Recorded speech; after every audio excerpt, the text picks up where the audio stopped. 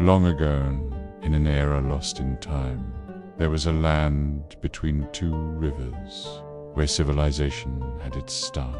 The Bronze Age, cities, the first schools, the Epic of Gilgamesh, banks, accounting, law codes, chariots, paper zero, pizza. Okay, maybe not pizza, but all of these things started in ancient Mesopotamia. And today, we're gonna go back in time and spend a day in their life. When you think of ancient Mesopotamia, you might imagine just sand everywhere. But when you actually look at maps of the ancient region, it looks very different than what you might expect. It looks like this.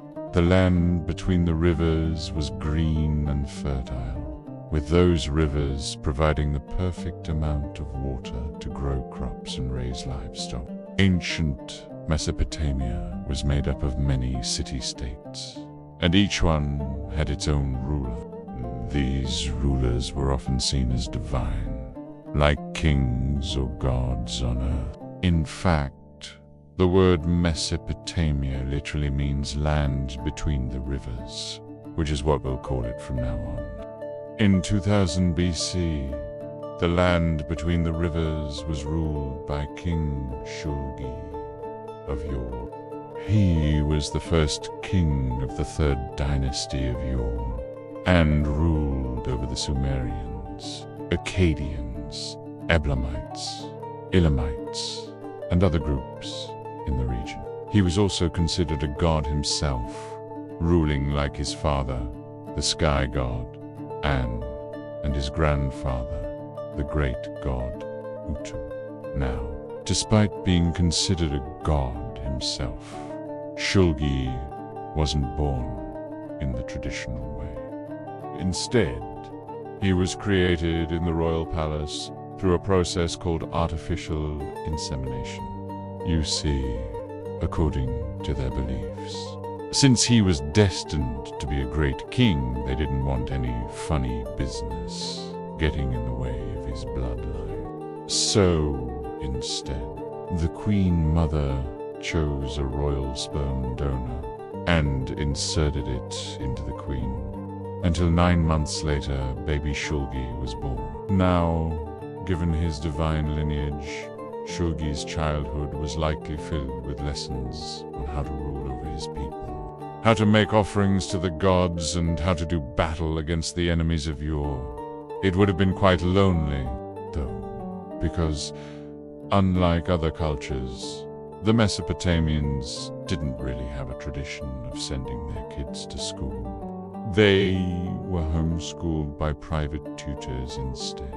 But after his training, Shulgi could finally don his royal robes and ride his chariot into battle against the many enemies of Ur. Chariots were a recent invention, having only been around for about 200 years before Shulgi's reign, but quickly became the preferred method of transportation for everyone, not just royalty.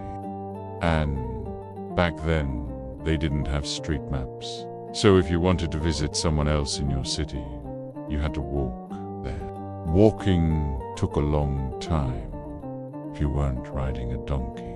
Even longer if you had to pull your own cart. But thanks to chariots, Shulgi and his army could conquer new lands for Ur and protect its borders from invaders.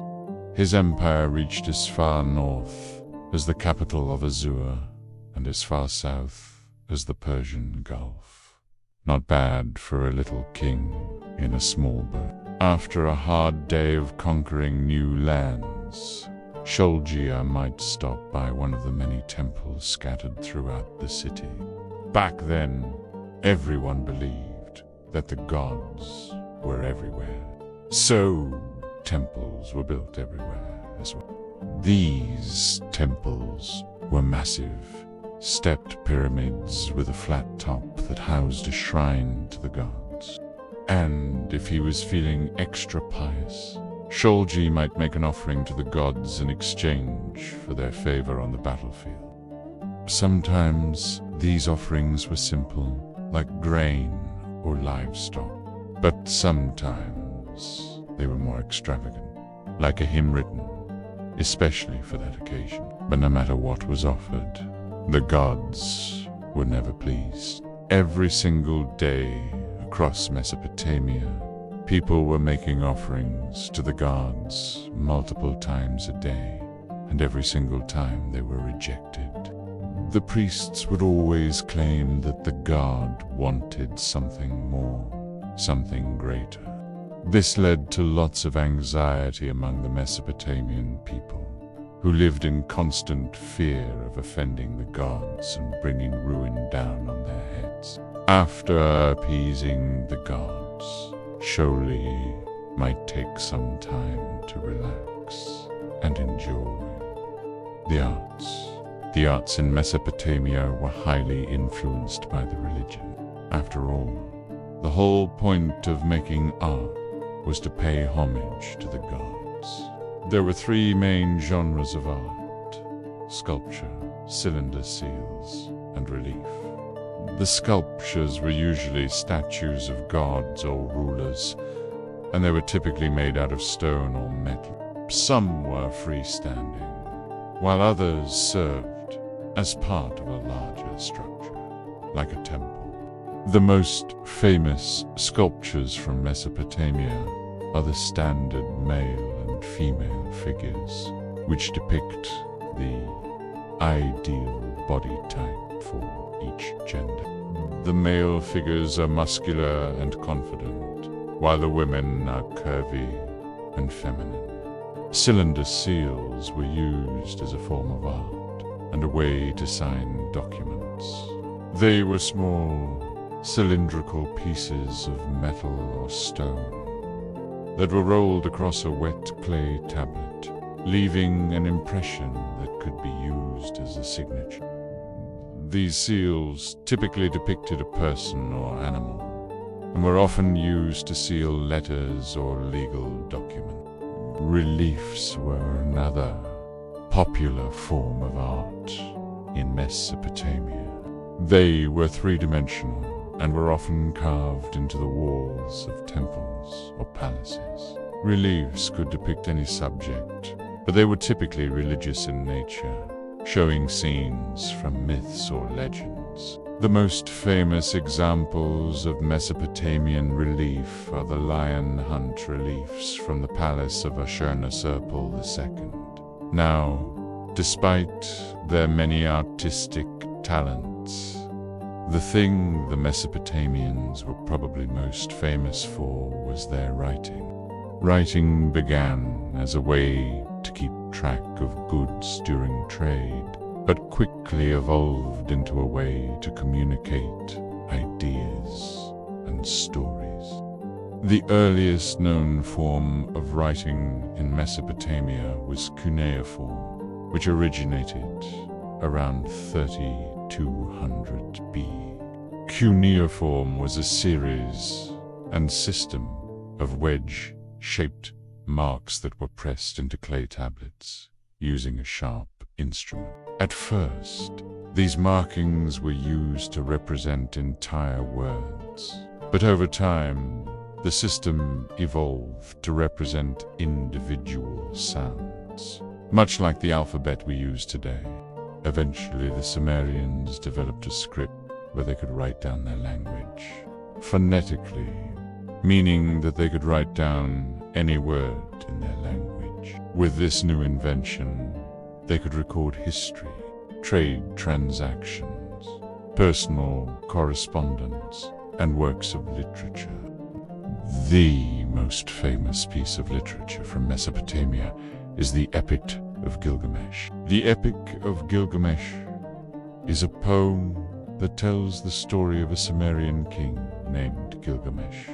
The story follows Gilgamesh on his adventures with a wild man named Enkidu, as they battle monsters, gods, and even death itself. The Epic of Gilgamesh is considered to be the oldest known piece of literature in the world.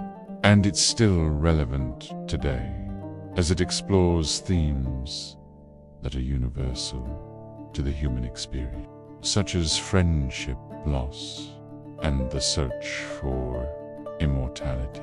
After writing down the Epic of Gilgamesh for posterity, Shulgi would return to his palace to enjoy the finer things in life. The palaces of Mesopotamia were huge complexes that were home to the king, his family, and his court. They were typically made up of a series of courtyards surrounded by high walls and various towers. The courtyards were used for everything from religious ceremonies to banquets and parties. Music was all around. The palaces were also home to vast libraries that contained thousands of clay tablets. These libraries were the centers of intellectual activity in the ancient world, and were staffed by scribes, who copied and organized the texts, while the king and his court were living it up in the palace. The rest of the population of Mesopotamia were working hard to keep the city running. Most people in ancient Mesopotamia were farmers who grew crops such as wheat, barley, and vegetables. They also raised livestock, including sheep, goats, and cattle. There were also merchants who traveled throughout the land, trading goods such as textiles, pottery, and jewelry. Slaves were also common in Mesopotamian society and were typically used for menial tasks, such as cleaning and cooking. Now, even though slavery is wrong, there were some rare cases where slaves were treated well. A few slaves were able to earn their freedom after years of service, and some even rose to positions of power.